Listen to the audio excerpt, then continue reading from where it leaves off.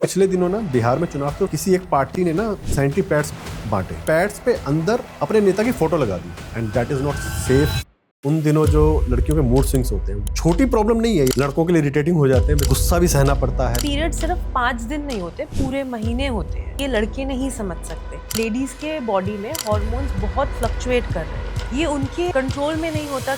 Over cleanliness जो है वो भी हार्मफुल है। Anything that disturbs the normal flora of your vagina will cause infection. तो क्या फेमिनाइन वॉशेस जो है वो जरूरी है यंग गर्ल्स के लिए? सेफ सेक्स के क्या बेसिक रूल्स है जो उन्हें याद रखने चाहिए? It's a very very important question. Vaginal जो इन्फेक्शंस होते हैं, अलग अलग इन्फेक्शंस को कैसे पहचाना जाए? बेसिकली हमारे 2 इन्फेक्शन रहते हैं। कौन से पैड्स इरिटेशन कॉज कर रहे हैं और क्यों? इंटीमेट पार्ट का skin is 4 to 5 times more delicate than the hand skin or face skin. तो उसके जो केयर प्रोडक्ट्स होते हैं should be extra delicate. लड़कियों को अपने पार्टनर से भी ओपनली बात करनी शुरू करनी चाहिए। जितना फीमेल एक कम्युनिकेट कर देती है उतना शायद नहीं मेल पार्टनर्स नहीं कर पाते।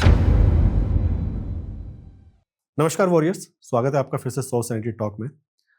अक्सर मेंटल हेल्थ की बात करते हैं हम लोग, लेकिन कई बार ना मेंटल हेल्थ आपके बाकी फिजिकल हेल्थ या बाकी इश्यूज से भी जुड़ी रहती है। एक सेगमेंट हमने स्टार्ट किया था पहले भी कि जो हमारे गेस्ट आ रहे हैं उनसे अगर आप क्वेश्चंस पूछना चाहते हैं तो कुछ क्वेश्चंस भेजें। तो हमने डाला था कि इस हफ्ते जो हमारे गेस्ट हैं that is doctor Sonalika Agarwal, gynae है, गायनेकोलॉजिस्ट हैं। तो उनसे रिलेटेड कुछ क्वेश्चंस अपने पूछेंगे, कुछ ऑडियंस के क्वेश्चंस आए हैं वो पूछेंगे, और लड़कों के पॉइंट ऑफ व्यू से भी समझना चाहेंगे कि ये जो लड़कियों के उन दिनों मूड स्विंग्स होते हैं ना वो हमें कितना परेशान करते हैं, तो उनको कैसे ठीक किया जाए। तो सीधे बात करते हैं डॉक्टर सोनालिका अग्रवाल जी से। सोनालिका जी, स्वागत है आपका चैनल पर। Thank you. जैसा मैं कह रहा था कि अब हमारा ना मतलब समाज भी काफ़ी आगे बढ़ चुका है। हमें याद है जब हम छोटे थे और टीवी पे अगर कभी पैड्स वगैरह की ऐड आती थी तो कहा जाता था ये उन दिनों वर्ड यूज बहुत होता था। करेक्ट। ठीक है, अब वो इतना वास्ट हो गया कि वो सीधे फ्लो की बात करते हैं, वो साइज की बात करते हैं। तो मेरे ख्याल से ओपनली लोगों के भी कुछ क्वेश्चंस हैं जिनके बारे में वो जानना चाहते हैं, तो ओपनली बात करेंगे बिना सोचे समझे कि हाँ लड़का पूछ रहा है या लड़की पूछ रही है।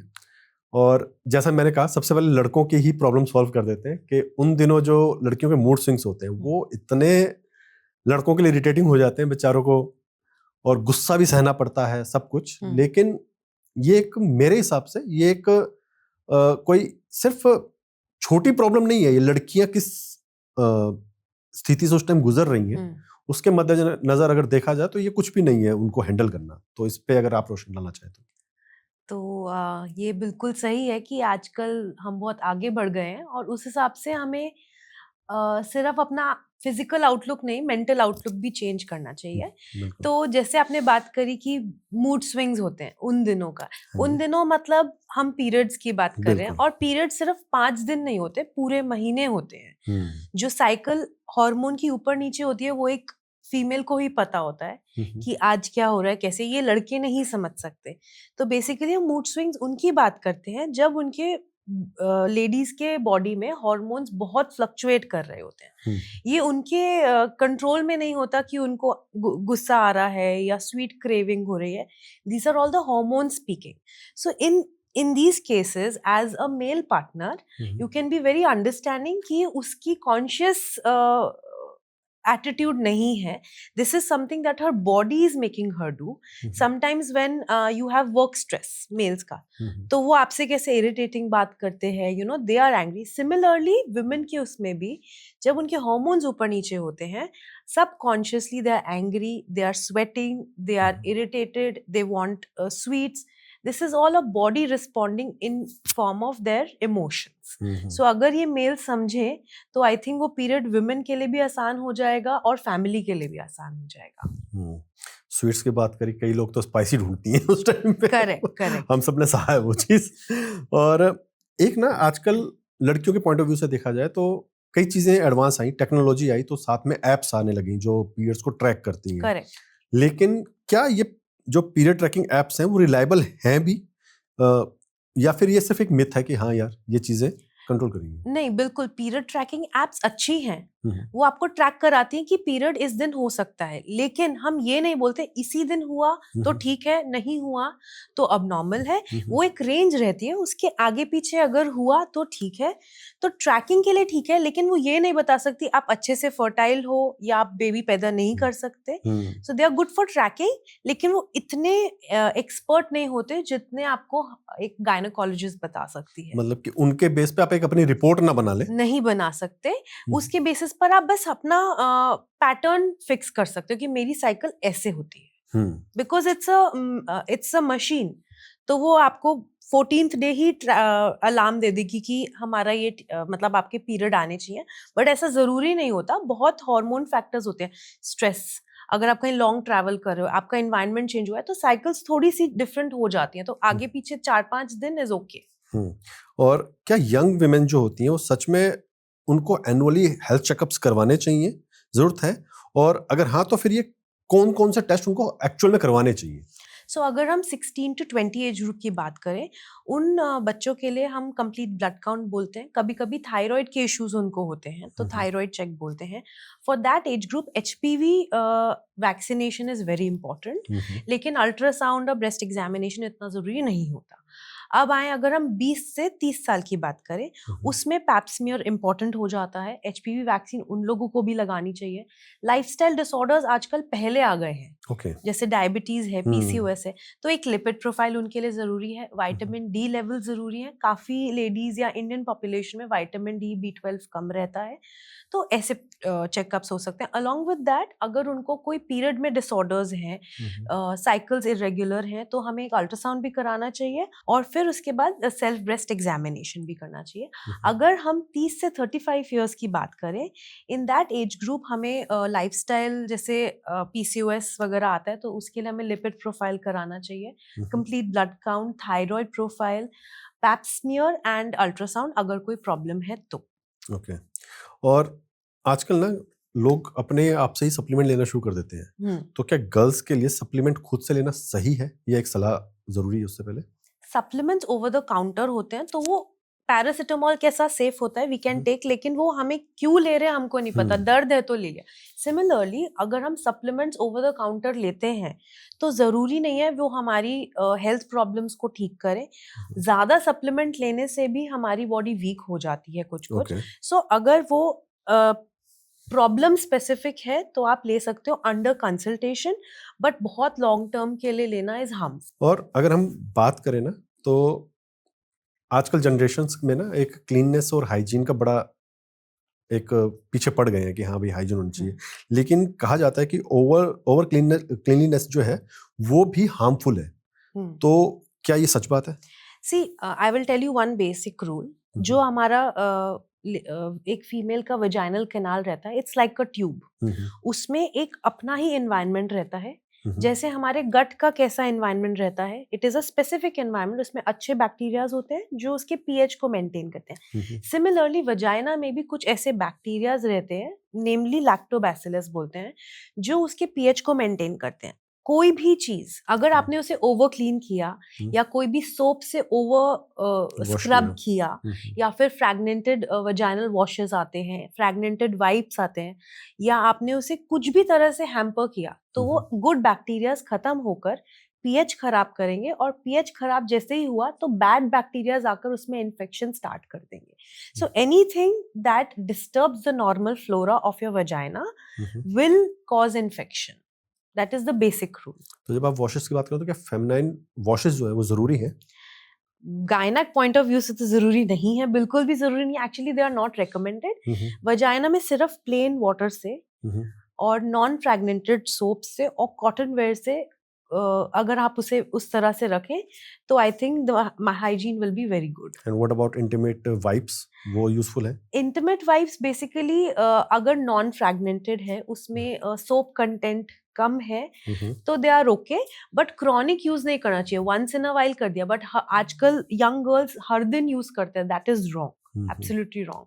और एक चीज ना, हम बचपन में जब भी जॉगिंग वगैरह जाते थे, जब हम यंग थे, तो हम देखते थे जो भी लड़कियां एक्सरसाइज वगैरह कर रही हैं, they used to wear track pants और वो जो लूज ट्रैक सूट्स होते थे। लेकिन आजकल जिम्स में लड़कियां टाइट लेगिंग्स या वो टाइट जिम पैंट्स वगैरह पहन रही हैं।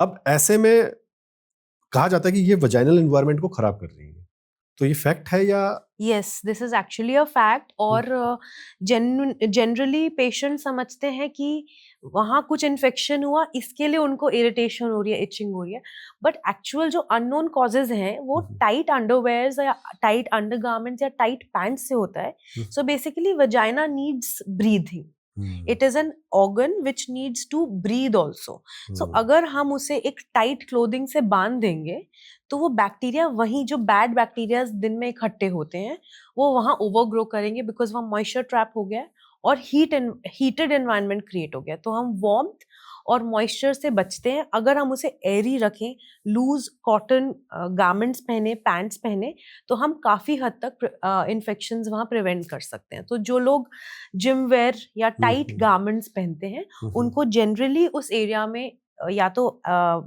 they have either infection or they have sores or they have itchy skin, या फिर बहुत गंदे गंदे डिस्चार्जेस भी हो जाते हैं।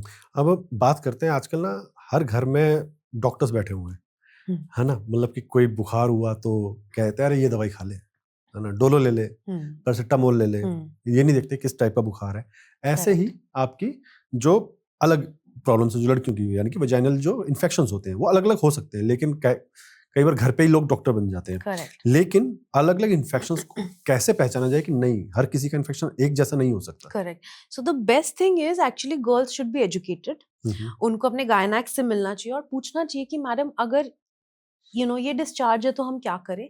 वी मोस्टली रेकमेंड कि आप क्लिनिक विजिट करो, बट समटाइम्स अवेयरनेस होनी चाहिए और पता होना चाहिए कब आना है, क्योंकि काफी वजाइनल डिस्चार्जेस नॉर्मल भी रहते हैं। तो अगर वो नॉर्मल है, मंथली वेरिएशन है तो ठीक है, बट बेसिकली हमारे दो इन्फेक्शन रहते हैं। एक हमारा फंगल इन्फेक्शन, यीस्ट इन्फेक्शन बोलते हैं, that is very very common. Second is a bacterial vaginosis infection. So yeast का अगर आपको इन्फेक्शन डायग्नोज करना है, then women should know anything that is curdy white, very itchy, और ऐसा लगे स्किन इरिटेशन है, that is generally fungal infection. ये रूल ऑफ थंब है, but you should definitely visit a gynaec. और बैक्टीरियल वैजिनोसिस में जो डिस्चार्ज होगा is more watery, is more frothy, उसमें स्मेल नहीं होगा। So that is mostly bacterial vaginosis. बाकी और भी बहुत तरह के डिस्चार्जेस हैं, एंड समटाइम्स आई फील अगर आपको यूरिन में पेन है, अगर यूरिन में ब्लड है, या फिर ग्रीन कलर का डिस्चार्ज है, या you think it is abnormal, then definitely you should come and visit your gynaec. तो कब जो है सेल्फ ट्रीट नहीं करना चाहिए? कभी भी सेल्फ ट्रीट नहीं करना चाहिए, बट जब आपको यही, जैसे अगर यूरिन में ब्लड आ रहा है या आपको बहुत ही टाइम से लोअर अब्डोमिनल पेन है, बहुत इचिंग है, बार बार हो रहा है, फीवर आ रहा है, या फिर you see something is abnormal, skin changes हो रहे हैं, कभी ग्रीन डिस्चार्ज है, कभी किसी अलग तरह की स्मेल है, या पेनफुल सेक्सुअल इंटरकोर्स है, तो तब आपको गायनेक को डेफिनेटली दिखाना चाहिए। ओके। और अब ऐसे में ना कई लोग घर पे ही दवाइयाँ ले आते हैं, तो ये जो over the counter anti fungal creams है, ये सेफ है या नहीं है? Again they are like paracetamol, safe है, लेकिन आप क्यों यूज कर रहे हो वो आपको सिर्फ एक गायनेक बता सकता है। सो आई वुड प्रेफर, अगर कुछ भी ऐसा है, you visit once, they will test everything, they will test your urine, we will test your vaginal discharge, we will test your fever, pulse, BP, उसके बाद ही हम बता सकते हैं कौन सा एंटी फंगल अगर लग रहा है तो कौन सा लगेगा, कितने टाइम के लिए लगेगा, कौन सी फ्रीक्वेंसी में खाना चाहिए। सो that is the thing, you should always visit a professional more than taking it over the counter. अच्छा, अब लोग ना बात करते हैं अपने सफाई पे, हाइजीन पे हम जैसे बात कर रहे हैं कि काफी हाइजीन रहते हैं, लेकिन उसके बाद भी उन्हें यूटीआईज तो हो ही जाते हैं। तो उसका रीजन क्या है? In my OPD we see a lot of women जो क्लीन कर रहे हैं, कॉटन पहन रहे हैं, बट फिर भी उनको यूटीआईज होते हैं, दे कीप चेंजिंग डॉक्टर्स कि ये नहीं, इनकी दवाई से असर नहीं हुआ तो हम दूसरे पर जाते हैं। बट एक्चुअली हमें ये देखना चाहिए कि उनका स्ट्रेस लेवल क्या है। स्ट्रेस लेवल से भी बहुत वजाइना एकदम रिएक्ट करता है change of stress, change of place से, चेंज ऑफ एनवायरनमेंट से, स्ट्रेस से। आपकी इम्यूनिटी कैसी है, आप कैसे क्लोथ्स पहन रहे हैं, आप कितने फ्रीक्वेंसी फ्रीक्वेंसी में अपने अंडरगारमेंट्स चेंज कर रहे हैं, what is the quality of the garments, आप क्लीनिंग कैसे कर रहे हो. कई लोग जब वाइप करते हैं तो they use a wrong method of cleaning, they come from back to front. Actually cleaning should be the other way around. So ये सब फैक्टर्स हमें कंसिडर करने चाहिए. अगर कोई पहले इलनेस हुई है, जैसे टाइफाइड फीवर हुआ है, डेंगू हुआ है, उसमें भी इम्यूनिटी ओवरऑल कम हो जाती है. सो उसमें भी इन्फेक्शन या फ्रीक्वेंट यूटीआई हो सकते हैं डिस्पाइट आप उस एरिया को क्लीन रख रहे हैं. अब हमारा चैनल ज्यादातर ना मेंटल हेल्थ पे बात करता है और हम बात करते हैं स्ट्रेस पे. अब ऐसे में क्या एक स्ट्रेस या फिर इम्यूनिटी डिप इन्फेक्शंस जो होते हैं, मतलब ये क्या स्ट्रेस की वजह से या मेंटल हेल्थ इश्यूज की वजह से हो सकते हैं? You mean vaginal infection? Yes. Yes, actually stress एक ऐसी चीज है जो आपकी पूरी बॉडी पर इफेक्ट करती है. तो वो पूरी बॉडी में there are stress hormones called cortisol, वो रिलीज होता है. अगर वो रिलीज हुआ, that also changes the internal good bacterias of your vagina. मतलब लैक्टोबैसिलस कम हो जाते हैं and the bad bacterias actually come in. So उसकी वजह से भी इनडायरेक्टली या इम्यूनिटी कम हुई, सो द इम्यून मीडिएटर्स हमारी बॉडी में बढ़ जाते हैं, और अगर वो बढ़े तो वजाइनल डिस्चार्ज भी बढ़ता है, इन्फेक्शंस भी बढ़ते हैं. अच्छा, और एक सीधी सी चीज कि डॉक्टर को एकदम से कब मिलना चाहिए, कि अब तुरंत मिलना ही चाहिए इन्फेक्शंस के जैसे मैंने बोला, अगर आपको बहुत हाई फीवर है, अगर वजाइनल डिस्चार्ज इतना हो रहा है कि आपको हर 6 घंटे में अपने गारमेंट्स चेंज करने पड़ रहे हैं, if you see blood coming in urine, अगर बहुत ज्यादा अब्डोमिनल पेन है, आपने टैबलेट भी ले लिया तब भी कंट्रोल नहीं हो रहा है, if your partner is also suffering from some genital infection, अगर आपको वहाँ कुछ ग्रोथ दिख रही है, वॉट्स दिख रहे हैं, देन यू शुड कम. अगर बार बार इन्फेक्शन हो रहा है तब आना चाहिए, या फिर anything you feel is abnormal, तब you should visit a gynaec. और कुछ क्वेश्चंस हैं जो हमारी ऑडियंस की तरफ से आए थे, उनमें से हम कुछ कॉमन क्वेश्चंस निकाल रहे हैं. Okay. जो they asked us to ask from you. Okay. सबसे पहला है कि क्या menstrual cups beginners के लिए safe हैं? Yes, menstrual cups are actually very hygienic, very easy to use. But beginners को क्या होता है, they don't know how to insert it. Actually उसका टेक्निक होता है कैसे फोल्ड करना, कैसे स्टेरलाइज करना. So उनको अपने स्टार्टिंग के डेज में यूज करने चाहिए. जब ब्लीडिंग बहुत कम होती है तब अगर वो यूज करेंगे, दे विल गेट एडजस्टेड. तो जब हेवी ब्लीडिंग हुआ, उनको यूज करना आ जाएगा. Secondly, there are some beginner friendly cups also, तो वो यूज कर सकते हैं. And I would like to say menstrual cups में सबसे इंपॉर्टेंट होता है उसे स्टेरलाइज करना. So I will actually want to add, जब हम मेंस्ट्रुअल कप यूज करते हैं, गर्ल्स शुड अंडरस्टैंड, उसको हम जब ओपन करते हैं, we should clean it with plain water और उसे air dry करना है. Then they should understand the procedure of inserting it. You have to fold it and then put it inside. जब आप उसे clean कर रहे हैं तो you have to sterilize it in boiling water for 5 minutes. After that उसमें एक pouch आता है within the packet. You have to store it in a cotton pouch और उसे एकदम dry करके store करना है. So many girls don't know. They just clean it with water and reuse it. तो उससे भी infections होते हैं. नेक्स्ट क्वेश्चन आया था कि कौन से पैड्स इरिटेशन कॉज कर रहे हैं और क्यों? See, there are a lot of pads जो अच्छी क्वालिटी का सरफेस यूज नहीं करते. They have plastics in them. Some pads are fragrant, अच्छे स्मेल आती है. That is very bad. उससे स्किन इरिटेशन होती है, और लैक्टोबैसिलस का जो एनवायरनमेंट अच्छा क्रिएटेड होता है, पीएच डिस्टर्ब होके खराब हो जाता है. और क्या हर महीने ब्रांड स्विच करना ओके है? जैसे हम स्किन केयर ब्रांड, एक क्रीम हमको ड्राइनेस देती है या एक क्रीम बहुत ऑयली लगती है, सिमिलरली आप ब्रांड स्विच कर सकते हो जो आपकी वल्वल स्किन को सूट करे. So you can switch, there is no problem, but don't keep switching. अगर कुछ सूट कर गया 3-4 साइकिल में आपको समझ आ जाएगा, तो you can continue that. Okay. और नेक्स्ट क्वेश्चन आया था कि क्या पीरियड अंडरवेयर यूज करना सेफ है? Absolutely. Actually period underwear is the new thing.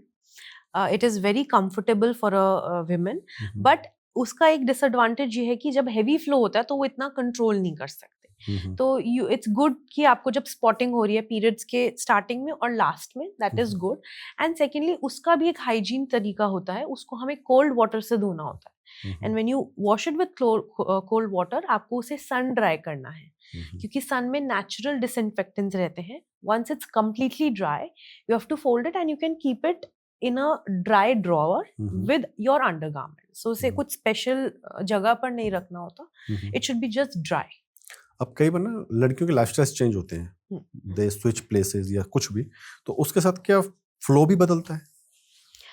Flow is menstrual period flow, blood flow या वेजाइनल हाइजीन आपके हॉर्मोन्स पर बहुत डिपेंड करता है हम्म, और वो क्विक रिएक्ट करता है। हम्म, आपकी जगह चेंज हुई, आपके बॉडी में स्ट्रेस हार्मोन्स रिलीज हुए, हम्म, that will completely and directly switch your menstrual cycle also, hmm, vaginal health also, period flow also, frequency also. So हमने देखा है कि कभी कभी यंग गर्ल्स कॉलेज जाते हैं and they come in a different environment, घर से आते हैं कॉलेज जाते हैं, एक एक महीना उनको साइकिल्स नहीं आती है या बहुत जल्दी आ गई। So this is because of change in environment.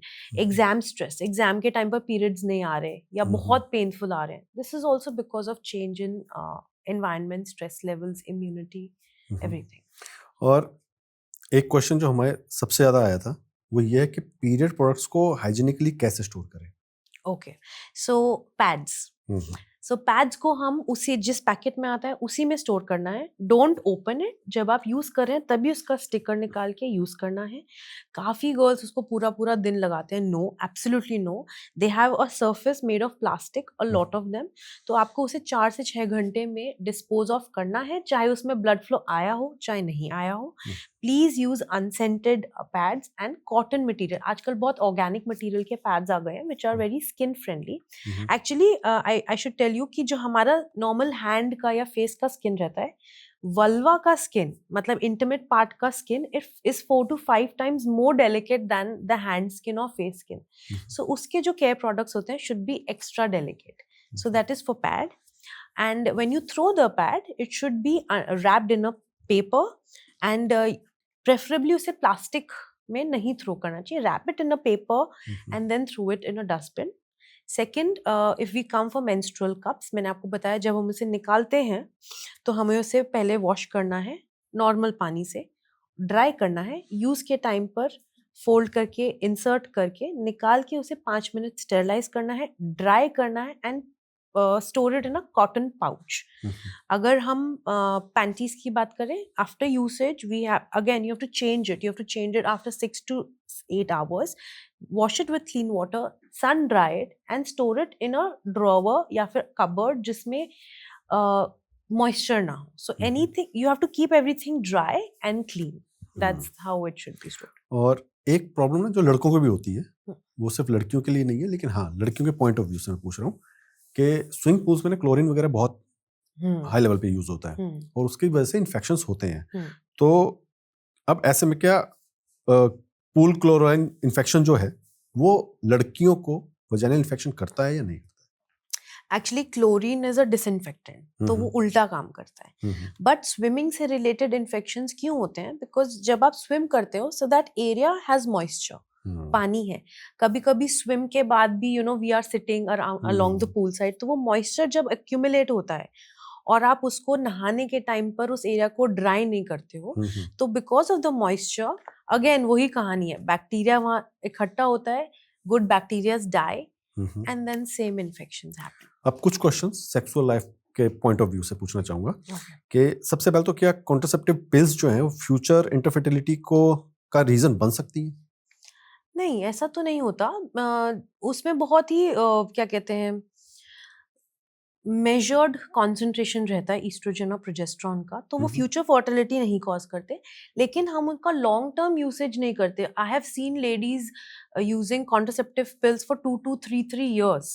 So that we don't prefer. There are other methods also जिससे हम कॉन्ट्रासेप्शन अचीव कर सकते हैं, बट पर से वो फर्टिलिटी रेट अभी तक तो हमें ऐसी कोई स्टडी नहीं मिली जिससे वो इफेक्ट कर सकते हैं। और कई बार ना STIs की प्रॉब्लम्स होती हैं, लेकिन डॉक्टर्स कहते हैं यार कि लेट आए हो, मतलब कि आपको पहले आ जाना चाहिए था, लेकिन कई बार वो बिना सुना है कि बिना सिम्टम्स के भी हो जाती है, तो क्या सच है?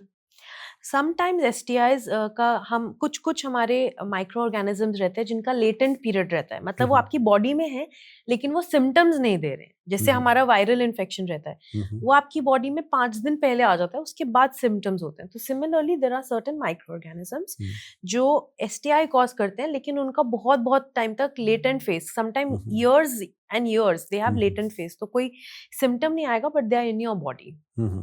और आजकल की यंग गर्ल्स के लिए के पॉइंट ऑफ व्यू से कि सेफ सेक्स के क्या बेसिक रूल्स है जो उन्हें याद रखने चाहिए?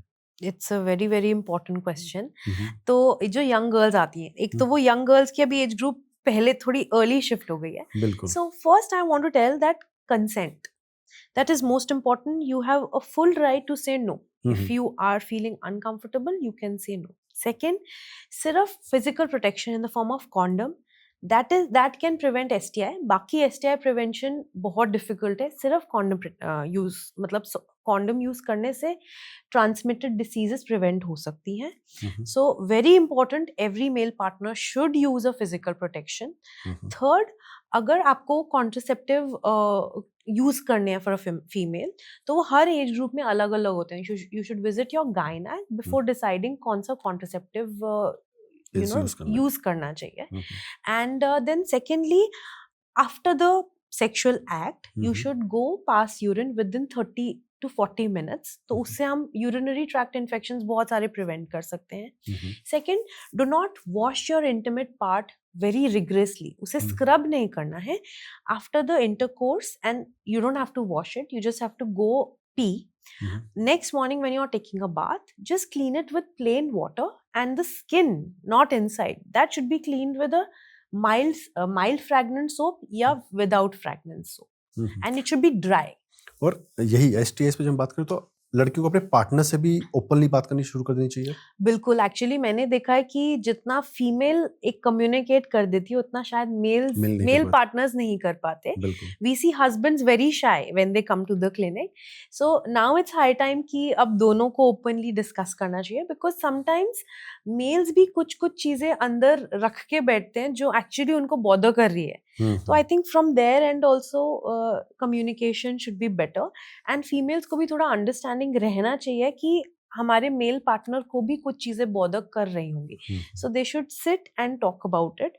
आपको क्या प्रॉब्लम्स है, मुझे क्या प्रॉब्लम्स है, how do you feel, I how do I feel, and you know you can, there are special doctors for this, so they can help you with all this अगर कोई प्रॉब्लम है तो। Okay, और एक जाते थे last question कि आजकल की यंग जनरेशन के लिए एक स्ट्रॉन्ग मैसेज क्या होगा जो रिगार्डिंग सेक्सुअल लाइफ और एक रिप्रोडक्टिव हेल्थ के लिए। Okay, so always practice safe sexual practices, because if something happens, then it is very embarrassing for the girl, for the parents, and for the society. So if something happens and the partner was actually suffering from an infection, तो वो आपको lifelong हो सकता है. That is one thing. Second, you can always say no. Consent is very very important. Yes. अगर कोई infection हुआ, you can always visit a gynaec. There are nowadays, हम लोग की जनरेशन में we are very open, we are non judgmental, you know, so even I can help you. And second है दैट female bodies are not complex, but वो इतना understanding इतना कम है that it feels complex. Once you know your patterns, it is half your problems are gone. Second, अगर आपको कोई इशू है, सो डोंट थिंक आप ही सफर कर रहे हो, there are thousands of women जो सफर कर रही हैं। और अगर किसी को कोई भी क्वेश्चंस हैं तो वो डेफिनेटली चैट बॉक्स में डाल सकते हैं। I can clear it out, and that can help a lot of 1000 other women जिनको सेम इश्यूज हैं। And just be safe, that's all I want to say. और जाते थे मेंटल हेल्थ पे एक बात कि एक इंसान की मेंटल हेल्थ उसकी सेक्सुअल लाइफ को कैसे इम्पैक्ट करती है और उसको कैसे हेल्दी रखा जाए। ये बिल्कुल डायरेक्टली प्रोपोर्शनल है। अगर मेंटली यू आर अपसेट और नॉट साउंड, देन आपकी सेक्सुअल लाइफ, आपकी कम्युनिकेटिव स्किल्स, आपकी इंटीमेसी बहुत इफेक्ट होती है। So you know you should make a very simple routine with your partner. When you come from work, don't talk about work, go out, take a walk, spend some time with your children. एक एक activity करो हर week जो आप दोनों को पसंद है। Plan your activities. You know, don't talk about the stressful things, लेकिन उसके लिए भी दिन में 30 मिनट रखो कि हम इसके बियॉन्ड स्ट्रेसफुल टॉपिक्स पर बात नहीं करेंगे। And just go on vacations, pamper yourself, and the most important thing is first you have to heal yourself before talking to your partner and being dependent on your partner कि वो आपको heal करेगा। Heal yourself first. You can go to therapies. Therapy is not a bad thing. Go to your gynecs, go to your physicians. अगर कोई back pain है, go to your orthopedicians. Get help basically. Heal yourself and then heal each other. Okay, so thank you doctor Sonalika ji. काफ़ी सारे questions हैं जो आपने जवाब दिए, लोगों के जो उनकी प्रॉब्लम्स हैं उनको सॉल्व करने में वो Right. शायद काम करेंगे। Thank you for that. और जाते जाते ना ऑडियंस से भी कहना चाहूँगा कि कुछ चीज़ों में ना खुलकर बात करनी चाहिए। मतलब अब ज़माना काफ़ी आगे बढ़ चुका है। पहले तो, अब तो सैनिटरी पैड्स पे भी बात होती है, पहले तो घरों में कपड़े तक यूज़ किए जाते थे जो बिल्कुल भी सेफ नहीं थे। और एक बात ना मैं यहाँ पे भी कहना चाहूँगा कि हमारे ना जो लीडर्स होते हैं, जो जिनको एक अच्छी लीडरशिप देनी चाहिए, उनको भी सोचना चाहिए कि वो कर क्या रहे हैं। मैं क्यों कह रहा हूँ कि पिछले दिनों ना बिहार में चुनाव थे, उससे पहले किसी एक पार्टी ने ना सैनिटरी पैड्स बांटे, बहुत अच्छी बात थी, लेकिन उन्होंने पैड्स पे अंदर अपने नेता की फोटो लगा दी। जाके देख लेना किसकी बात कर रहा हूँ, लेकिन वो कलर होता है, वो जो फोटोग्राफ्स हैं ना वो एक कलर्स हैं, कलर से छपती है, and that is not safe to have in those days. ठीक है ना। तो वो अगर आपकी हेल्थ के साथ भी खेल गए तो बड़े सोच समझ के प्रोडक्ट्स को यूज किया कीजिए, क्योंकि सैनिटरी पैड्स के अंदर वाली साइड पे कलर होना is not good for your vaginal health. और इन्हीं शब्दों के साथ थैंक यू।